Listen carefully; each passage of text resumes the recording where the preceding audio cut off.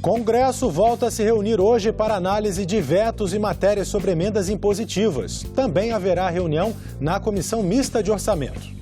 Dos 3 projetos encaminhados por Bolsonaro, somente o que regulamenta a forma como emendas impositivas devem ser executadas foi votado. Os outros 2 estão na pauta da Comissão Mista de Orçamento para essa quarta-feira. Assuntos de interesse das mulheres podem ser votados hoje na Comissão de Constituição e Justiça. Pode ser votada uma proposta que estabelece a pena de perda de bens e valores do autor de crimes de lesão corporal contra a mulher, feminicídio, estupro e dos praticados com violência doméstica e familiar contra a mulher. E o Zika vírus pode causar demência nas pessoas com mais de 60 anos? Esse é o tema de debate nesta manhã na Comissão de Assuntos Sociais. Hoje é quarta-feira, 11 de março, o Senado Notícias está no ar.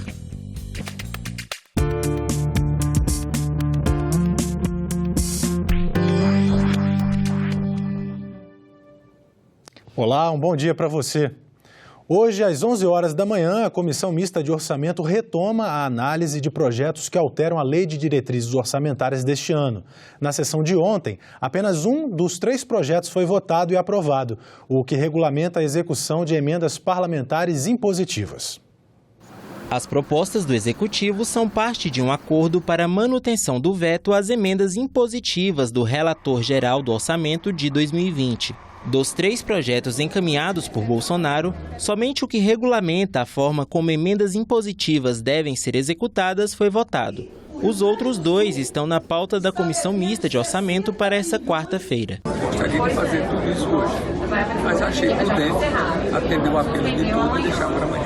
Apesar do próprio governo ter encaminhado os outros 2 projetos, Bolsonaro orientou os parlamentares da base a votarem contra os textos. A iniciativa causou polêmica e parte dos senadores e deputados decidiram encaminhar uma carta para o Planalto. A intenção é fazer com que o presidente Jair Bolsonaro retire os textos apresentados, ao invés de pedir que os parlamentares votem contra as propostas. A gente tem que abstrair aqui a situação ridícula, a falta de outra expressão, de um presidente da República que assina o envio de um projeto e depois pede a reprovação deste mesmo projeto. Essa situação eu não consigo qualificar com outra expressão, por mais que seja desagradável fazê-lo. É uma situação ridícula. Você enviar um projeto de lei e depois ir a público pedir a rejeição do próprio projeto que encaminhou, jogando nas costas do Congresso uma culpa que não é do Congresso. O Congresso deu suporte aos vetos do presidente da República. Hoje, o orçamento da União, na legislação neste instante vigente, está sob controle do Executivo. Mas o Executivo novamente decidiu negociar e abrir mão de uma parte expressiva desse recurso. Antecipamos de logo que não tem a nossa concordância. Não tem a concordância da sociedade. Não é eficiente. O projeto que foi aprovado pela CMO foi incluído na pauta do Congresso, mas não foi votado. A reunião foi suspensa porque, apesar de muitos parlamentares terem registrado presença no painel, parte deles não estava no plenário. A sessão do Congresso também está agendada para as 11 horas da manhã. A CPI mista das fake news se reúne a 1h da tarde de hoje para votar requerimentos. O presidente da comissão informou que já acionou a Polícia Legislativa para identificar os computadores do Senado que foram usados para editar uma página do Instagram chamada Snapnaro, conforme reportagem do jornal O Globo. Ainda a polícia está nessas investigações e para saber, inclusive, quem operou, já que 192 mensagens foram transitadas nesses 2 IPs. Então, nós precisamos saber aonde estão instaladas e quem foi que operou essas 2 máquinas aqui da Casa Legislativa. Nós solicitamos também que o Facebook, o Instagram, e o WhatsApp e o Twitter nos fornecessem os conteúdos que foram apagados. Irei até o fim nessa briga com essas plataformas e espero contar com a ajuda da Justiça brasileira para que a gente consiga esses conteúdos e a gente possa, a partir daí, coibir essa prática de as pessoas utilizar as redes sociais para depreciar pessoas, para atentar contra a vida das pessoas. Em comemoração ao Dia Internacional da Mulher, a Comissão de Constituição e Justiça vota hoje projetos da pauta feminina. 11 textos serão analisados pela comissão. Um dos projetos tem o objetivo de evitar fraude em cotas de gênero nas eleições. Pela lei atual, os partidos políticos devem dedicar pelo menos 30% das candidaturas para as mulheres, mas muitos utilizam as candidatas laranjas, que são inscritas pelas legendas para cumprir a cota, mas não realizam campanha de fato. O texto prevê multas de R$100 mil a R$200 mil nesses casos. Nas eleições de 2018, das 54 vagas do Senado que estavam em disputa, 7 foram conquistadas por mulheres. Na Câmara dos Deputados, dos 513 eleitos, 77 foram mulheres. Outro projeto também está na pauta da CCJ. O texto diz que o assédio sexual pode ser configurado mesmo em casos que não exista uma relação hierárquica superior. Também pode ser votada uma proposta que estabelece a pena de perda de bens e valores do autor de crimes de lesão corporal contra a mulher, feminicídio, estupro e dos praticados com violência doméstica e familiar contra a mulher. Existe essa sensibilidade, existe a sensibilidade do governo em proteger as mulheres, em dar essa atenção especial. E realmente nesse mês a gente procura premiar mulheres, nós temos agora o prêmio Berta Lutz, e também votar tudo que tem na pauta, que está em atraso, tudo que tem que vai favorecer as mulheres. Então, é muito importante, a gente se empenha bastante para que tudo isso passe rápido, e aqui no Senado tem sido, graças a Deus, muito fácil fazer passar. Depois de muitos debates, foi adiada para hoje a votação do parecer sobre a medida provisória que altera a legislação trabalhista e incentiva a contratação de jovens no primeiro emprego.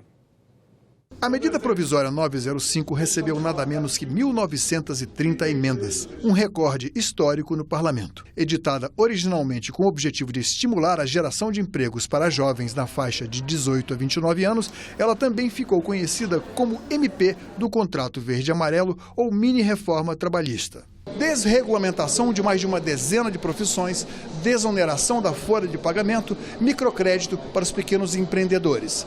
A MP 905 exigiu uma longa negociação e o recuo do governo em alguns pontos. Nos acidentes de trajeto entre a casa e o trabalho, patrões dividirão com o poder público a cobertura dos danos ao trabalhador. O funcionamento dos bancos aos sábados ficará restrito a áreas e serviços que não comprometam a segurança pública. A folga aos domingos será de 1 para 7 na indústria e de 1 para 4 no comércio. Sobe de 20% para 25% o número de empregados do contrato verde-amarelo para contemplar também pessoas acima dos 55 anos. Então agora vem essa medida provisória que é outra perversidade.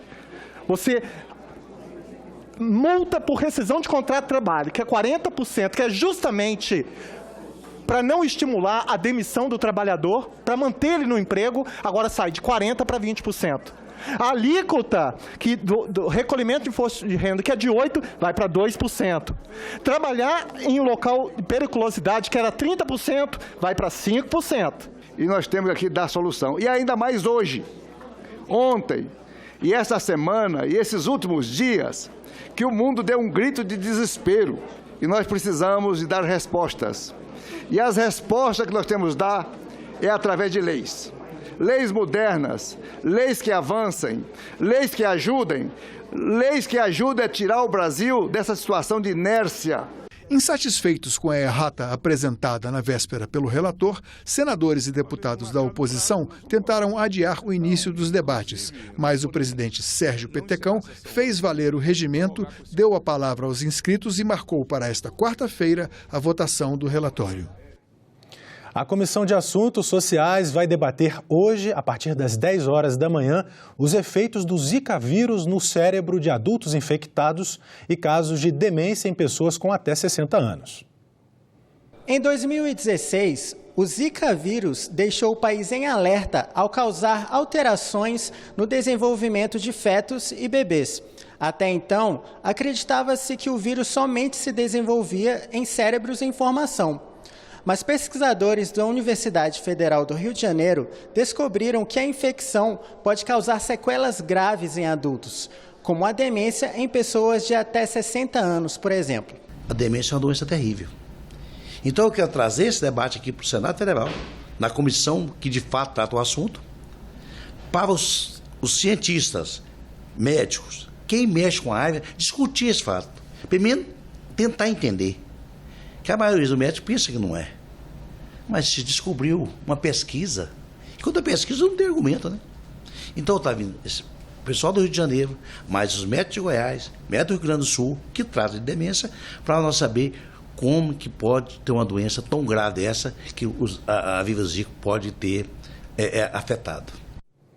Antes dessa audiência pública prevista para as 10 horas, a Comissão de Assuntos Sociais faz reunião deliberativa às 9. Um dos itens na pauta é o relatório sobre a política de reconhecimento das pessoas com deficiência. O relatório pela aprovação do novo Fundeb vai ser debatido hoje pela Comissão de Educação, Cultura e Esporte. A expectativa é tornar permanentes os recursos direcionados à educação no Brasil. O Fundo de Manutenção e Desenvolvimento da Educação Básica, Fundeb, que financia a educação pública no Brasil, está com prazo de validade apertado, 31 de dezembro deste ano. Parlamentares vão debater com especialistas e representantes da educação a importância da aprovação do novo Fundeb na proposta de emenda à Constituição, que sugere maior participação do governo federal no financiamento da educação básica, começando com 15% até atingir o índice de 20% em um prazo de 6 anos. 2021 a gente tem que ter já o novo Fundeb funcionando permanente, não mais transitória, mas principalmente com mais recursos. E nós, essencialmente, falamos para o presidente para a gente procurar unir toda a sociedade e também o governo para termos mais recursos, particularmente do governo federal. E vamos agora conferir o que está previsto em outras comissões para amanhã desta quarta-feira aqui no Senado. Vamos ver no nosso telão. Às 9 horas da manhã, reunião da Comissão de Agricultura, reunião deliberativa. Um dos projetos na pauta é o que cria os selos verdes Cacau Cabruca e Cacau Amazônia. O objetivo é atestar a sustentabilidade e o interesse social e ambiental da cacauicultura. Também às 9 horas, outra reunião deliberativa, desta vez na Comissão de Desenvolvimento Regional e Turismo. Um dos itens na pauta é o projeto que autoriza determinadas instituições financeiras a operacionalizar recursos dos fundos de investimento do Norte e do Nordeste. E ainda às 9 horas da manhã, a audiência pública na Comissão Mista da Reforma Tributária. Deputados e senadores vão ouvir a professora Rita Della Féria, especialista em tributação e professora da Universidade de Leeds, na Inglaterra. Às 10 horas da manhã, temos aí reunião da Comissão de Ciência e Tecnologia para exame de projetos de outorga e renovação daquelas concessões de serviços de rádio e TV e de radiodifusão comunitária. Às 11 horas, reunião da Comissão de Direitos Humanos, reunião deliberativa. Um dos projetos em exame é o que dá prioridade à mulher chefe de família na contratação de financiamento para a compra da moradia. Agora vamos falar sobre o coronavírus. O Ministério da Saúde informou que vai contratar 5.000 médicos para atuarem contra o coronavírus. Esses profissionais vão trabalhar em capitais e centros urbanos. E as pessoas que apresentarem sintomas devem procurar os postinhos de saúde. Veja mais detalhes em mais um capítulo da nossa série de reportagens sobre o vírus. E agora mais uma recomendação a respeito do coronavírus. Um dos cuidados que médicos e especialistas fazem questão de reforçar é, caso a pessoa apresente sintomas suspeitos, não vá aos hospitais de emergência. Isso só vai sobrecarregar o sistema e expor mais indivíduos ao contágio inconveniente, inclusive com outras doenças. Em vez disso, ligue 136 e você será orientado à unidade básica de saúde mais próxima de sua casa. Lave as mãos com frequência, com água e sabonete, por no mínimo 20 segundos. Você também pode usar desinfetante à base de álcool. Evite tocar os olhos, o nariz e a boca. Quando tossir, cubra a boca com o braço e, ao espirrar, use lenço de papel descartável. Mantenha limpos e desinfetados os objetos e superfícies em que você e as outras pessoas tocam. As melhores armas contra o vírus? Limpeza e higiene. E nós vamos conversar aqui no nosso estúdio sobre os impactos do coronavírus na aviação e, sobretudo, para as pessoas que compraram passagens. A gente conversa então agora com a advogada especialista em direito do consumidor, Ildecer Amorim. Muito bom dia, obrigado pela sua presença aqui. Bom dia. Então, as pessoas que compraram passagens agora estão com medo, né? Porque elas não vão viajar para países onde há um surto aí do coronavírus. Exato. Não vai colocar em risco a saúde nem a vida, né?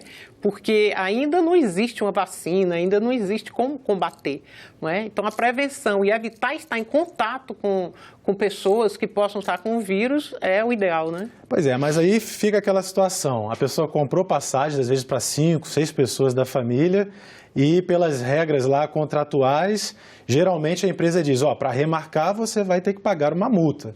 Como é que o Código de Defesa do Consumidor pode ajudar essas pessoas neste caso? Ou não, elas vão ter esse prejuízo mesmo? Não.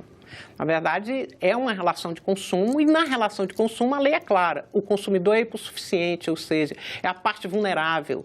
E a lei diz também, não é, que como parte vulnerável ele tem que ser protegido. Então, é claro que a culpa não é da companhia aérea, nem da agência de viagem, nem do consumidor.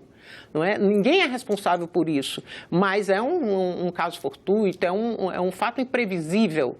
Não é? E aí, o consumidor, como vulnerável, ele é protegido. E o Código de Defesa ele diz que são direitos básicos do consumidor a proteção à vida, à saúde e à segurança. Então, nesses casos em que há essa hipossuficiência do consumidor, essa vulnerabilidade, então o consumidor não pode ter qualquer ônus, até porque está no risco do negócio. Esses custos já estão nos valores que as companhias cobram pelas viagens, pela hospedagem, a própria locação de veículos. Então, estes casos, que é a imprevisibilidade, que é o caso fortuito, a força maior, já consta no risco do negócio e, portanto, já é calculado nos valores. Bom, então o que a pessoa que comprou uma passagem deve fazer? Deve procurar a companhia em primeiro lugar? Já está havendo algum tipo de acordo em relação a isso ou vai ter que procurar o PROCON, por exemplo? Não, na verdade, algumas companhias já estão, inclusive, cancelando voos. A própria companhia já está cancelando. Então, o ideal é o consumidor, primeiramente, procurar a companhia aérea ou a agência de viagens ou o local da hospedagem. Primeiro, conversar diretamente com esse fornecedor, para que haja bom senso, na verdade, não é? E, em seguida, se houver negativa, se houver cobrança de alguma taxa, de alguma multa, então ele pode ir ao PROCON e ao Poder Judiciário, porque, com certeza, o Judiciário vai aplicar a lei que é proteger esse consumidor hipossuficiente e vulnerável. Pois é, pela sua experiência como advogada aí na questão do direito do consumidor, a legislação protege o consumidor e é praticamente uma causa-ganha, é isso? Sim, protege o consumidor. E outra coisa, ontem o Ministério Público enviou à ANAC uma recomendação para que ela recomende essas companhias aéreas para que não cobre multa e nenhuma taxa dos consumidores que vão cancelar as passagens devido ao coronavírus, porque o consumidor não vai arriscar. Se ele arriscar, inclusive ele perde até o seguro-saúde. Por quê? Porque ele poderia ter evitado e ele foi para a área de risco. Corre o risco, inclusive, de ficar em quarentena nesses países sem nenhuma assistência. Pois é, o MPF, é sobre isso que a gente ia falar, né? Ele pede que as companhias aéreas não cobrem pelas passagens canceladas, né? E para as pessoas que compraram passagem até 9 de março, essa recomendação do Ministério Público é para que não haja nenhum tipo de prejuízo. Então, as pessoas devem procurar as companhias aéreas, mostrar esse entendimento do Ministério Público Federal e aí exigir uma espécie de acordo. Sim, e buscar, inclusive, a própria agência nacional, a própria ANAC, não é? Para que ela tome as providências com relação a isso. Porque a lei é clara. O consumidor, como parte vulnerável da relação de consumo, ele tem que ser protegido. Então, que a agência proteja esse consumidor, que o PROCON proteja esse consumidor e que o Poder Judiciário proteja esse consumidor conforme determina a lei. Só um último detalhe, isso não está previsto assim, explicitamente, essa questão desse vírus no Código, evidentemente, de Defesa do Consumidor, mas lá diz que os casos imprevistos estão cobertos também por esse código, é isso? Na verdade, não existe legislação com relação a isso, mas existe no Código Civil, não é? A imprevisibilidade, o caso fortuito e a força maior. Então, além de ter a proteção, o consumidor tem a sua proteção no Código de Defesa do Consumidor, o cidadão também o tem no Código Civil. Os economistas já calculam aí um prejuízo de 113 bilhões de dólares para as companhias aéreas, mas então, como você está colocando, é uma questão do risco do negócio. Exatamente. Já está, esses valores, eles já constam na planilha de custos das companhias aéreas e das agências, não é? Então, não justifica haver essa cobrança, mesmo que elas não sejam responsáveis pelo evento coronavírus. Ninguém é responsável, não é? Mas o consumidor, reiterando, tem a proteção da lei. Tá certo. Então, muito obrigado pela sua participação. Conversamos com a advogada Ildecir Amorim, que é especialista em direito do consumidor, trazendo para os telespectadores da TV Senado aí o que podem fazer se compraram passagens aéreas nesse momento difícil aí em relação à saúde, em relação ao turismo. Muito obrigado. Eu convido você a acompanhar com a gente a próxima reportagem. Eu que agradeço. A Comissão de Constituição e Justiça começou uma série de debates sobre a PEC emergencial, que permite redução de jornada e salários de servidores públicos. A proposta faz parte do Plano Mais Brasil do governo federal. A PEC emergencial é considerada uma das mais polêmicas do pacote fiscal do governo. O texto prevê medidas para controlar gastos obrigatórios do governo federal, de estados e municípios. Uma espécie de gatilho a ser acionado sempre que a despesa exceder 95% da receita. Entre as medidas de ajuste estão suspensão de reajustes e promoções de servidores, a permissão para reduzir em 25% a jornada dos funcionários públicos, com redução proporcional dos vencimentos, além da proibição de concursos públicos e criação de novos cargos. Medidas criticadas por economistas na primeira audiência pública feita pela CCJ para debater a PEC. Essa PEC não é suficiente para cumprir o teto de gastos, tá? Do ponto de vista de efeito líquido, o que o governo vai ganhar é poder adotar 2 ou 3 medidas a mais. Isso vai dar uma economia de 12 a 13 bilhões de reais. No ano que vem você vai ter que adotar outras medidas. Tá? Eu vejo muita gente defendendo a PEC de emergência fiscal porque ela viabiliza o teto de gastos. Na verdade, ela viabiliza o teto de gastos no próximo ano. E nos seguintes vocês vão ter que discutir outras medidas. Então é preciso ter clareza do efeito do que está sendo proposto. Não é hora da gente estar tendo esse tipo de discussão. Quer dizer, a PEC vai aprofundar a recessão e vai gerar um resultado fiscal muito pequeno, no final das contas. A PEC emergencial vai tirar dinheiro da economia, ou seja, no momento de crise. E o pior é que esse recurso não pode ir sequer para o investimento. Tudo vai para garantir que se cumpra o estabelecido na Emenda Constitucional 95 de manter congelado o gasto público. Representantes da sociedade civil e de trabalhadores também criticaram a proposta. O governo pretende cortar salários e a carga horária em 2 áreas intensivas em força de trabalho com foco central saúde e educação. E se nós pegarmos a PEC dos gastos, a PEC 95, a Emenda Constitucional 95, a emenda ela sacrifica o conjunto das políticas públicas, mas as políticas mais de ponta, em que o povo sente realmente necessidade, saúde e educação. Essa situação da Defensoria Pública e o que eu vou falar aqui também se apresenta em outros órgãos, como o INSS, IBAMA e vários outros órgãos federais. Essa PEC ela vai acabar atingindo atendimento à população realmente que precisa. Por que existe uma emergência fiscal? Ora, uma verdade que eu acho que incontesta é o seguinte: se o governo pudesse tudo, se qualquer governo pudesse tudo, não haveria pobreza no mundo. Se investimento público e emissão de moeda fosse permitido à vontade do governante, não haveria pobreza no mundo.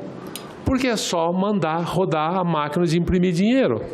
É só aumentar o meio circulante.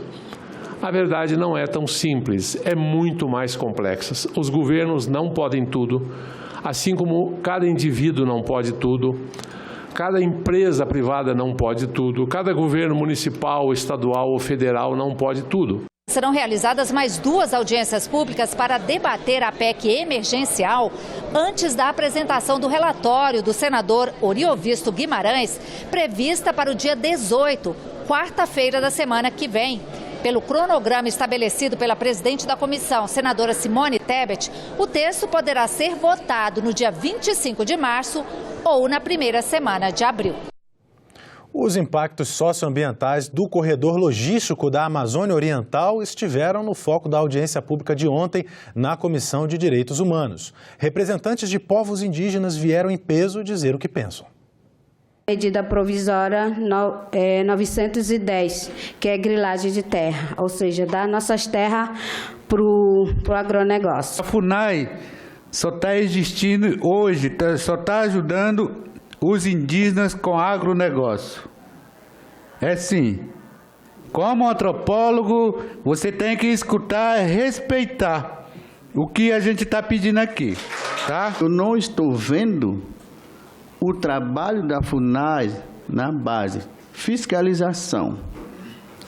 Isso a FUNAI não está fazendo. Chega os venenos nos nossos garapé, no nosso rio. E quem toma banho? Somos nós, povos indígenas, nossa família, o nosso povo.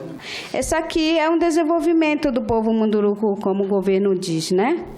Imagine você beber água suja.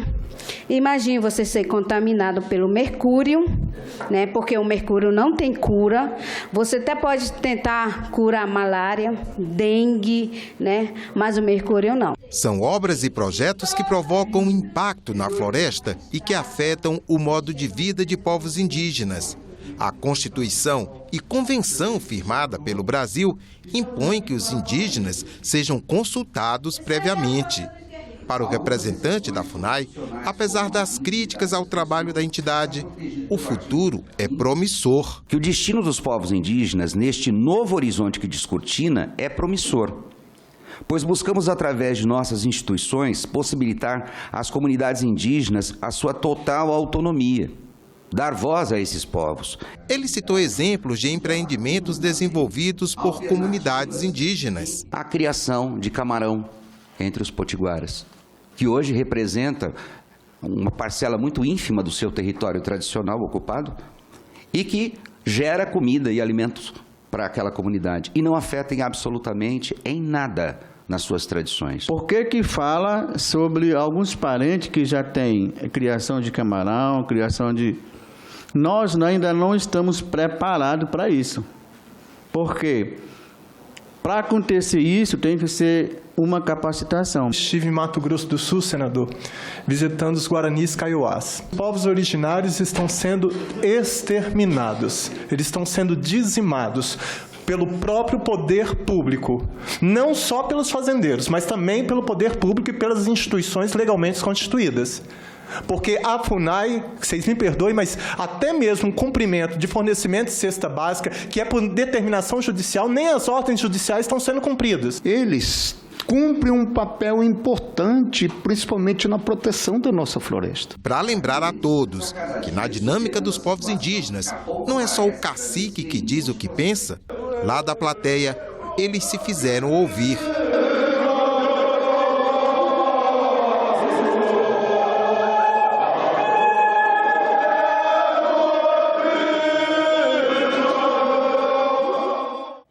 Nós ficamos por aqui. Você pode rever as reportagens desta edição na nossa página na internet, senado.leg.br/TV. Muito obrigado pela sua companhia e continue sintonizado aqui na TV Senado.